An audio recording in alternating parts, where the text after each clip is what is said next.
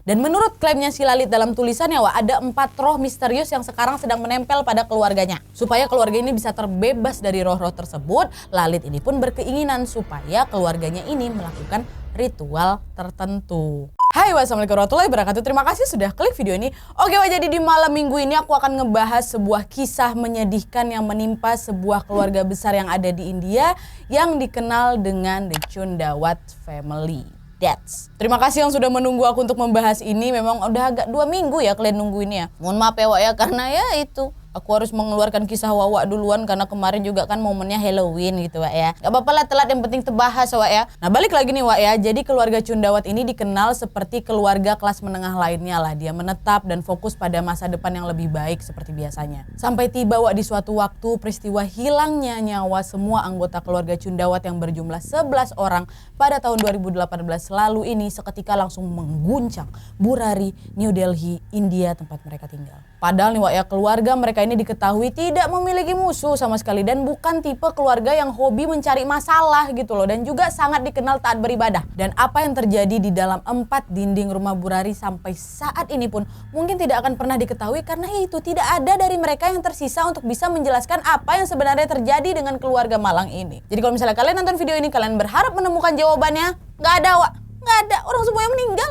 Dan saking misteriusnya kasus ini, Wak, sekarang udah ada kan film dokumenternya di Netflix tuh, judulnya House of Secrets, The Burari Deaths. Perkara nonton itulah aku jadi akhirnya bahas ini. Nah, sekarang baru, Wak, kita masuk ke kisahnya. Check it out.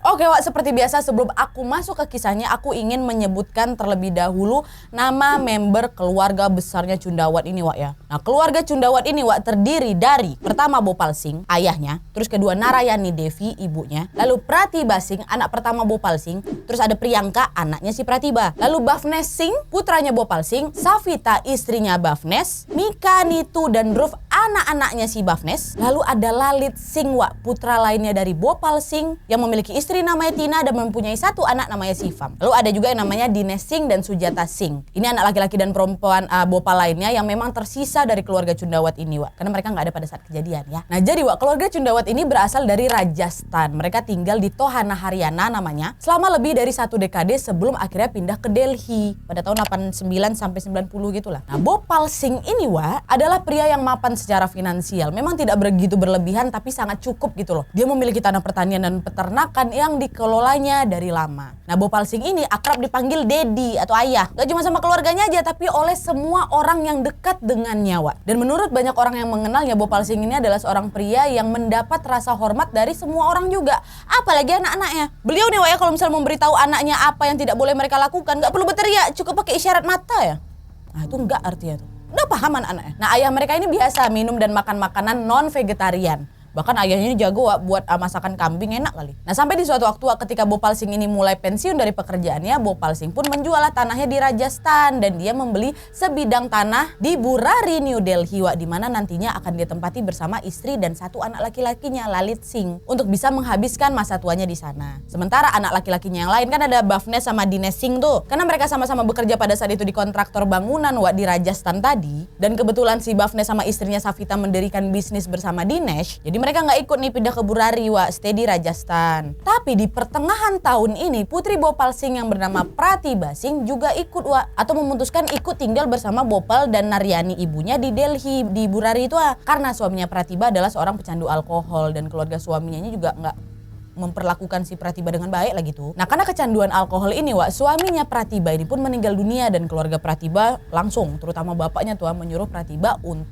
sama Priyanka, maaf anaknya, untuk ikut pindah bersama mereka ke Burari itu juga. Awalnya bertiga jadi berlima nih ya. Dan pindahlah itu mereka berlima ke Burari itu di tahun 92, Wak. Setelah rumah mereka selesai dibangun dan ya udah mereka tinggal di sana. Nah, Bhopal Singh, Narayani Devi ini juga sangat diterima oleh tetangga sekitar rumah barunya itu, Wak. Mereka mendapatkan kasih sayang dan juga perhatian dari tetangga mereka. Mereka bahkan akrab dipanggil Mami dan Dedi gitu loh. Karena mereka begitu ramah dan peduli dengan tetangga-tetangga mereka. Nah lalu 1 tahun kemudian di tahun 1993, Bhavnes yang sudah menikah dengan istrinya Savita dan memiliki 3 anak, Nitu, Manika, dan Dhruv, ikut pindah juga ke rumahnya Bhopal dan Narayani itu yang di Burari Delhi itu dari Rajasthan. Setelah memang ayahnya Bhopal sengaja memanggil kedua putranya si Bhavnes sama Dinesh untuk tinggal bersamanya di Delhi. Tapi waktu itu Dinesh nggak ikut pindah karena dia mengalami kecelakaan gitulah di tahun 92 yang mengharuskan dia untuk berada di tempat tidur selama 12 bulan. Dah lah nih kumpul lah semua anak-anak Bhopal Singh di rumah Burari itu. Nah itu sedikit latar belakang dari keluarga Chundawat, bagaimana ayahnya Bhopal Singh dan Narayani Devi menempati rumah itu. Ya kan? Nah, sekarang aku pengen juga nih cerita sama kalian sedikit latar belakang tentang anak-anak mereka sama cucu-cucu mereka ya. Sama cucu-cucu mereka ya.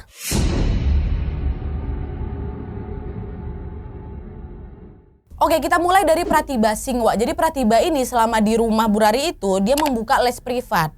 Nah, Pratibha ini dikenal adalah guru yang tegas tapi juga baik gitu. Dan tidak hanya Pratibha sebenarnya, anaknya pun Priyanka juga sempat membuka les privat nyanyi gitu selama masa liburan sekolah. Nah Priyanka ini Wak adalah orang yang penyendiri. Dia bekerja di CPA Global Wak sejak 2012. Ini perusahaan yang lumayan kompeten kali lah di sana. Dan seniornya mengatakan kalau si Priyanka ini betul-betul karyawan teladan dalam pekerjaannya. Dan dia juga memenangkan banyak penghargaan dan sertifikat. Manajernya si Priyanka ini ingat Wak bahwa meskipun dia ramah dengan semua orang di kantor, dia cuma punya 2 atau 3 kawan gitu yang biasa berinteraksi sama dia. Dan pada tanggal 17 Juni tahun 2018 Wak, kalau nggak salah 10 hari sebelum kejadian itu keluarga Chundawat ini sebenarnya sempat mengadakan pesta besar-besaran untuk merayakan pertunangannya si Priyanka sama pacarnya. Tapi anehnya ya mungkin karena memang dia introvert juga ya atau gimana nggak ngerti aku. Priyanka waktu itu acaranya besar-besaran nih dia tidak pernah menceritakan mengenai momen-momen pertunangan tersebut kepada rekan tempat kerjanya. Nggak diundang satupun. Saat teman-teman dekatnya nggak ada.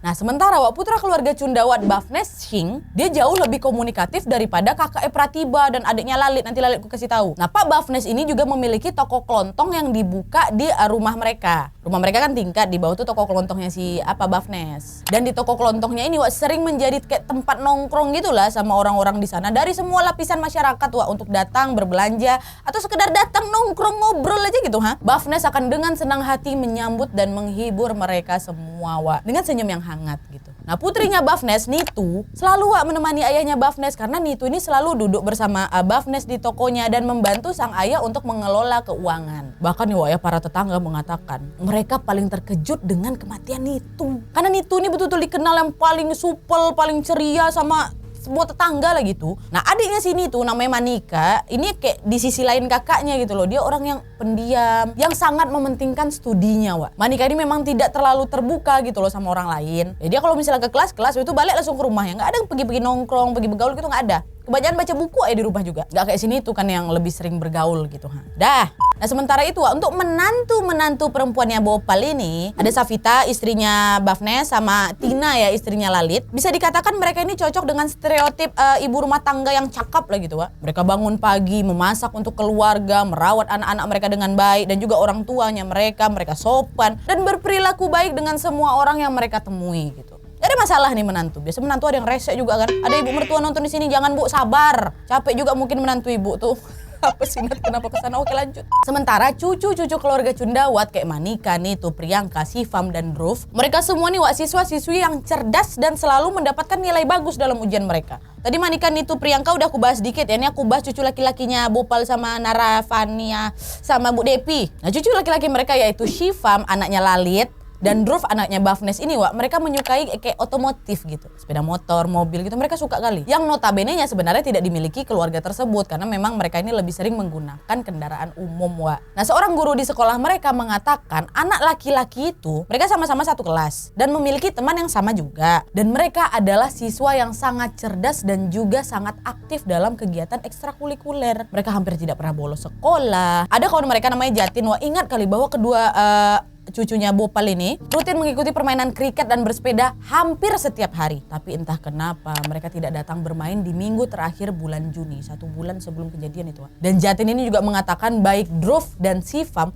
mulai kayak menunjukkan gelagat tidak seperti biasanya yang seolah-olah sangat takut akan Tuhan. Bukan nggak baik takut akan Tuhan, tapi di usianya mereka, ketakutan mereka dengan Tuhan itu terlalu berlebihan dianggap sama si Jatin, Wak. Karena Wak, kata Jatin, tiap hari Minggu harusnya orang main-main ya, anak-anak seusia mereka main-main maksudku. Ini mereka nggak main. Mereka selalu menyembah matahari dengan memberikan sesembahan air. Kon-kon lainnya main nih, enggak. Mereka tetap kayak menjalankan ritual gitulah. Anak laki-laki seusia mereka kan biasanya tidak melakukan itu kan, Wak. Makanya dianggap Jatin tuh, ini kayaknya nggak biasa kedua kawan aku nih, kayak aneh lah gitu. Nah ini nih, yang terakhir kita bahas si Lalit Singh, putra dari keluarganya Cundawat yang menjadi pusat perhatian dari tragedi mengerikan ini. Kenapa jadi pusat perhatian? Nanti aku kasih tahu. Mungkin kalian juga udah tahu ya, nanti aja lah belakangan. Nah jadi Wak, Lalit Singh ini adalah karakter yang bisa dibilang agak kompleks. Dia disebut kakak atau paman oleh anak-anak muda biasanya. Ya ponakannya dan remaja-remaja di kampung dia lah gitu. Dia ini juga dikenal lucu, Wak, tapi agak pendiam juga. Bertanggung jawab sekaligus agak berwibawa gitu. Dia juga satu-satunya anggota keluarga di Burari yang berpenghasilan ketika keluarga Cundawat ini pindah ke Delhi. Sebelum Pratibha sama Bhavnes kakak-kakaknya join di rumah tuh, karena kan bapaknya udah pensiun ya kan. Nah Chander Parkes Mehta, Wak, sahabatnya Lalit sejak tahun 89. Beliau mengenal kalau sahabatnya ini sudah sangat akrab dengan yang namanya tantangan. Nah keduanya ini belajar kedokteran, Wak, di sebuah perguruan tinggi swasta di Hisar namanya. Tapi waktu itu si Lalit ini harus mengulang tahun ajaran pertamanya, Wak, karena dia mengalami kecelakaan. Sampai di tahun akhir kuliahnya pun si Lalit ini sempat jatuh sakit lagi, nggak tahu tapi penyakit apa, yang membuat dia ini harus di drop out dari kampusnya. Mungkin karena sering nggak masuk karena sakit itulah mungkin ya. Dan walaupun Lalit udah pindah ke Delhi, keduanya ini dia sama sahabatnya itu sering saling mengunjungi lah secara berkala. Setiap bertemu Lalit ini akan terus bernostalgia dengan teman-teman mereka di kampus. Lalit pokoknya banyak bercanda lah, Wak. Karena juga dia memang dikenal yang paling lucu di grup kawanan mereka itu. Tapi, Wak, dia adalah orang yang tidak pernah berkompromi pada prinsip-prinsipnya. Teguh pendirian gitu loh. Bunyi perut aku.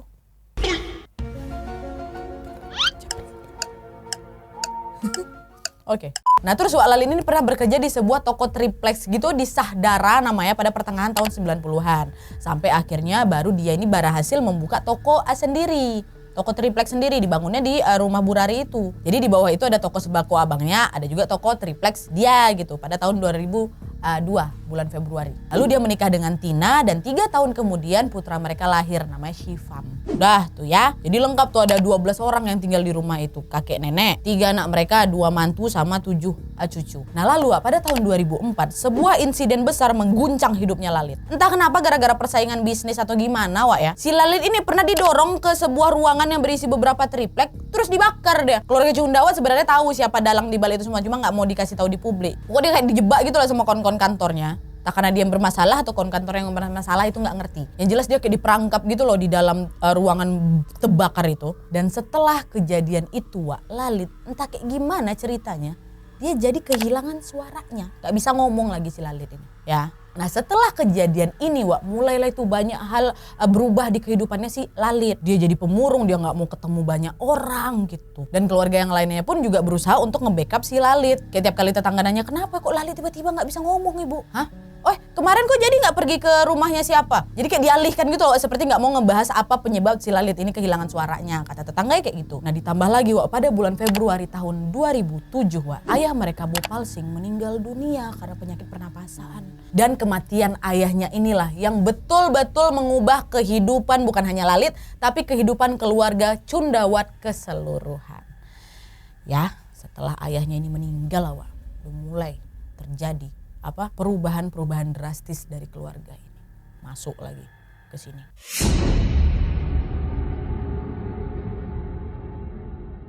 Nah setelah meninggalnya keluarga Bhopal Singh, Wak, seluruh keluarga Cundawat hancur hatinya, Wak. Kayak anak ayam kehilangan induknya tuh, hancur kali. Mereka selalu sedih setiap hari, kayak meratapi bahkan tua. Sampai-sampai mereka harus memanggil seorang pemuka agama untuk melakukan Parta Garuda Purana, kalau nggak salah namanya itu, kayak doa mereka selama 10 hari setelah kematian ayah mereka untuk menenangkan jiwa mereka karena hancurnya hati mereka itu. Nah ada nih, Wak, satu peristiwa aneh yang disaksikan banyak orang ketika pada saat semua anggota keluarga dan beberapa tetangga lagi duduk nih ya mendengarkan doa.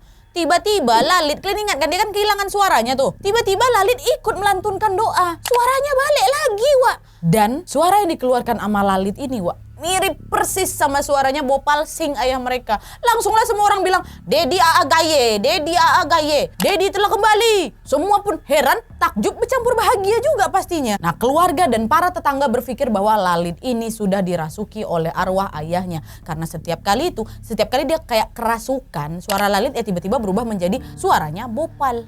Ya, nah pernah ada tetangga mereka namanya Nares Yadav, ya nanya lah kan. Dia tinggal beberapa rumah lah dari rumahnya si Lalit, pelanggan tetapnya toko Lalit juga dia. Dia pernah tuh mengingat percakapan dia dan Lalit di tahun 2008. Kepo dia kan nanya, kok bisa suaraku balik, bukannya kok nggak bisa ngomong? Lalu Lalit mengatakan, ayahku datang dalam mimpiku dan memintaku untuk melakukan pertunjukan, kata dia. Dan hal ini juga disampaikan Lalit ke semua keluarganya. Dan akhirnya karena mimpi yang dijuluki memanggil sang ayah, dijadikan ritual dengan sebutan kirtan namanya dan diikuti juga sama seluruh anggota keluarga. Nah nanti tiap malam sekitar jam 9 malam lah mereka nanti akan duduk bersama terus berdoa sekitar 15-30 menit. Nanti anak-anak dan ponakan mereka di rumah itu biasanya akan bilang, Dedi Kak Ane, Kak Time, Hogaya, saatnya kakek datang. Saatnya kakek datang. Dan selama kirtan ini berlangsung, Lalit itu pasti dia bakal duduk di depan dan menyampaikan instruksi-instruksi dari ayahnya. Dan dari momen kerasukan inilah yang akhirnya Lalit pun mengambil alih menjadi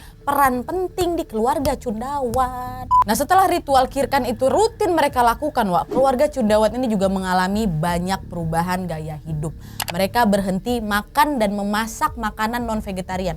Padahal dulu bapaknya non-vegetarian ya kan. Dan keluarga ini pun bisa dikatakan menjadi keluarga makmur, Jumlah toko yang dimiliki keluarga Cundawat pun makin bertambah dari 2 jadi 3. Pertama kan toko tripleksnya si Lalit, terus tokonya si Bafnes, toko kelontongnya itu dan terus ada lagi toko ketiga mereka yang saudara-saudara ini dirikan bersama. Begitu juga rumahnya makin bertingkat juga. Pokoknya makin makmur lah perekonomian keluarga Cundawat setelah dipegang sama Lalit ini. Dan Lalit ini juga memiliki kebiasaan menulis kegiatan dan curahan hatinya dan pesan-pesan ayahnya di dalam mimpi itu di dalam buku hariannya. Dan buku harian ini juga lah yang menjadi saksi bisu dari peristiwa malang ini. Dan setelah kejadian ternyata buku harian ditemukan gak cuma satu, ada 11 buku yang ditulis selama 11 tahun. Yang pertama ditulis tahun 2007 waktu ayah mereka meninggal, terus yang terakhir itu tahun 2018 sehari sebelum mereka meninggal.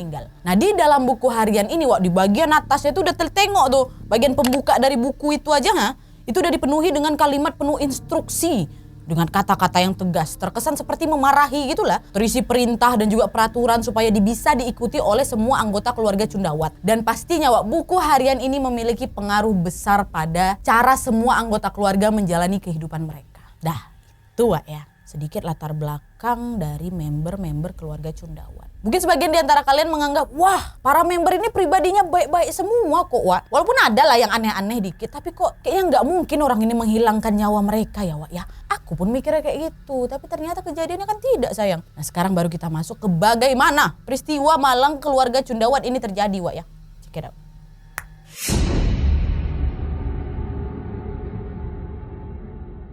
Jadi pada tanggal 1 Juli tahun 2018, semua toko milik keluarga Cundawat tidak buka seperti biasanya. Padahal selama ini toko yang dikelola oleh keluarga Cundawat ini selalu buka pada jam yang sudah mereka tentukan. Ini ditunggu, ada pembeli mau datang, kok nggak buka-buka toko ini? Nggak buka-buka. Beberapa jam pun akhirnya berlalu, toko tersebut masih juga belum buka. Dan tidak ada orang yang keluar dari dalam bangunan. Nah tetangga sekitar Cundawat pun jadi bingung kan, jadi curiga juga, takut kenapa-napa tetangga mereka ini. Nah salah seorang tetangga keluarga Cundawat pun memutuskan untuk ngecek nih rumah. Dia ketok pintu kan, tak tok, nggak ada jawaban. Ternyata dicek pintu nggak terkunci. Masuklah dia, ya kan? Untuk bisa mencari tahu apa yang sebenarnya terjadi di dalam rumah. Kenapa kalian nggak buka pintu? Dari 11 orang masa belum bangun? Udah jam segini nih. Dan setelah diperiksa sama si tetangga ini, apa yang ditemukan oleh mereka di dalam sama sekali tidak mereka duga.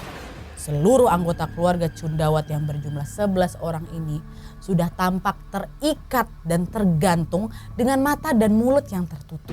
Mereka semua diketahui sudah berada dalam kondisi meninggal karena sama sekali nampak tidak ada yang bergerak. Nah Narayani Devi, ibu mereka atau neneknya mereka juga turut menjadi korban tewas yang ditemukan di dalam rumah ini. Tapi tidak seperti para korban lainnya. Mayat Narayani ditemukan bukan dalam kondisi tergantung, melainkan terbaring di ruangan yang berbeda dari ke-10 mayat lainnya. Nah Narayani ini diduga tewas akibat dicekek hingga tewas. Nah, polisi yang menerima kabar kematian massal keluarga Cundawat ini Wak, langsunglah bergegas menuju kediaman mereka ya kan. Nah, saat mayat korban ini diperiksa, kain yang digunakan untuk menutup mata dan mulut mereka ini diketahui berasal dari kain spray yang sama. Tangan para korban terikat dengan posisi di atas punggung. Di atas punggung di sini, di punggung. Maaf. Dan para korban juga tidak menunjukkan tanda-tanda perlawanan pada saat diikat. Nah, selain Narayan, ke-10 korban tewas ditemukan dalam ruangan yang sama. Dan 3 di antara mereka tergantung dengan kaki yang sedikit menyentuh lantai. Nah, setelah diperiksa, polisi juga tidak menemukan adanya bekas obat dalam darah para korban. Dan berdasarkan hasil penyelidikan tadi, para korban dinyatakan tewas akibat tercekek dan digantung. Nah, dengan melihat kondisi para korban saat ditemukan, Wak, polisi menduga kalau ini adalah pembunuhan yang dilakukan sedemikian rupa supaya terlihat seperti kasus bunuh diri massal. Nah, kenapa Wak? Karena dasarnya adalah jika para korban ini meninggal akibat melakukan bunuh diri massal, maka seharusnya tangan mereka ini kan sedang terikat berada di bagian depan tubuhnya dong, bukannya di belakang punggung. Dan polisi pun kemudian melanjutkan Wak, penyelidikan dengan harapan bisa menemukan petunjuk baru yang bisa mengarahkan mereka ke pelaku asli dari peristiwa ini ya kan. Namun semakin lama mereka melakukan penyelidikan, polisi malah justru dibuat makin bingung lagi akibat banyaknya hal-hal aneh yang mereka temukan. Seperti para tetangga Wak menemukan di tembok rumah keluarga Cundawat ini ditemukan ada pipa-pipa air yang susunannya itu agak aneh gitu. Dan totalnya pas ada 11 Wak. 7 pipa menghadap ke bawah, 4 pipa menghadap lurus. Nah, jumlah 11 pipa ini Wak sama persis dengan 11 anggota keluarga. 7 orang perempuan, 4 orang laki-laki. Dan yang bikin merindingnya nih Wak ya, kalau gambar pipa itu diputar 90 derajat, maka susunannya sama persis dengan letak jasad-jasad itu tergantung. Nah, saat polisi mewawancarai para tetangga keluarga Cundawat Wak, barulah mereka memberikan informasi bahwa Lalit Singh sebenarnya Pak secara tiba-tiba dia menunjukkan perilaku aneh hanya beberapa hari sebelum dia ditemukan meninggal. Lalit yang memang selama ini diketahui memiliki sifat periang mendadak jadi murung dan ia juga kerap melakukan hal-hal yang tidak biasanya Pak. Semisal dia berdoa depan pohon lah, dia kasih makan hewan-hewan liar lah. Dan tetangga keluarga Cundawat juga menjelaskan kalau Lalit Pak pernah mengaku sempat bertemu dengan arwah mendiang ayahnya dalam mimpi. Lalit bahkan mengaku kalau arwah mendiang ayahnya tersebutlah yang mencoba merasuki dirinya untuk mengontrol keluarga ini. Nah, baru Wak, dari sini masih ingat kalian kan saksi bisu dari peristiwa ini apa? Buku harian. Ya kan? Polisi yang menerima informasi tentang buku harian Lalit ini pun langsung memutuskan untuk membuka koleksi buku harian dan catatan miliknya Lalit yang berjumlah 11 buku tadi. Dan buku-buku ini Wak diketahui memuat tulisan-tulisan yang sudah ia muat selama 11 tahun terakhir. Dan dalam tulisannya Lalit banyak mengeluh kalau keluarganya harus mengubah cara hidup mereka supaya bisa menjadi lebih baik. Nah, disitulah Wak seperti yang udah aku kasih tahu tadi kalau memang buku harian Lalit ini juga menunjukkan atau menuliskan hal-hal yang seharusnya dilakukan oleh keluarganya. Mulai dari makanan yang harus mereka makan hingga bagaimana mereka sebaiknya berperilaku. Dan anehnya lagi Wak, buku harian ini seperti bukan hanya buku pribadinya si Lalit aja. Karena ditemukan ada beberapa tulisan orang lain, yaitu tulisan Priyanka di dalam buku ini. Ada juga tulisan ponakan-ponakan yang lain tapi dengan diktean dari si Lalit. Jadi mereka sama-sama menulis dalam buku itu rutinitas sehari-hari para anggota keluarga Cundawat. Semuanya ditulis di buku itu Wak. Dan kalau kalian ingat lagi bukunya ada berapa? 11. Sama seperti anggota keluarga mereka juga. Tapi Wak, dari sekian banyak instruksi di buku harian tersebut, yang paling menarik perhatian polisi adalah instruksi untuk melakukan ritual khusus. Yaitu tertulis jelas di buku harian terakhirnya Lalit yang menerangkan bagaimana mayat-mayat ini ditemukan, yaitu dengan wajah tertutup, mulut diplester dan telinga ditutup juga dengan kapas. Dan gak cuma itu aja Wak, di dalam buku tersebut juga menyebutkan bahwa setiap orang akan mengikat tangan mereka sendiri. Dan ketika ritual selesai, maka semua orang akan saling membantu. Tertulis dalam buku itu. Dan menurut klaimnya si Lalit dalam tulisannya, Wak, ada 4 roh misterius yang sekarang sedang menempel pada keluarganya. Supaya keluarga ini bisa terbebas dari roh-roh tersebut, Lalit ini pun berkeinginan supaya keluarganya ini melakukan ritual tertentu. Dan setelah melakukan penelusuran mendalam terhadap buku-buku catatan Lalit dan juga ritual ini, Wak, polisi pun akhirnya mendapatkan informasi penting yang nampaknya berkaitan dengan kondisi mayat-mayat keluarga Cundawat pada saat ditemukan. Nah, menurut pernyataan polisi Wak, mereka menemukan instruksi mengenai cara mengikat tangan dan kaki pada saat melakukan ritual. Nah, ritual ini Wak disebut ritual Bat Puja. atau ritual pohon beringin. Yang intinya nih Wak ya, ritual ini bisa kayak membebaskan jiwa-jiwa mereka dan akan menghapus segala kesengsaraan mereka dan mereka bisa berkumpul kembali dalam satu keluarga di tempat yang bahagia. Nah, instruksi ini dari siapa? Menurut Lalit dari bapaknya. Dalam mimpi dia tuh pada saat kerasukan lah, itu nggak ngerti, pokoknya tulis dalam buku itu. Nah, kalau misalnya kalian perhatikan Wak, posisi mayat-mayat yang tergantung ini kan seperti terlihat kayak akar-akar pohon beringin yang menjuntai kan.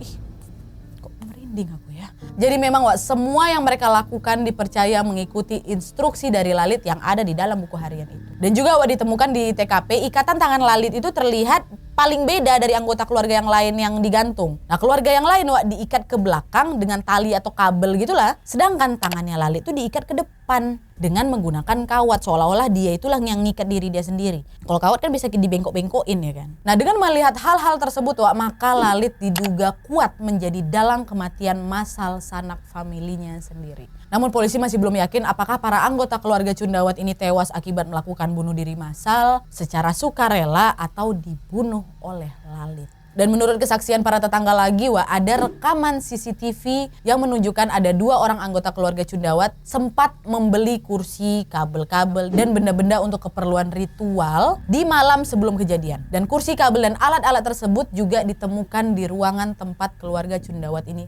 tewas.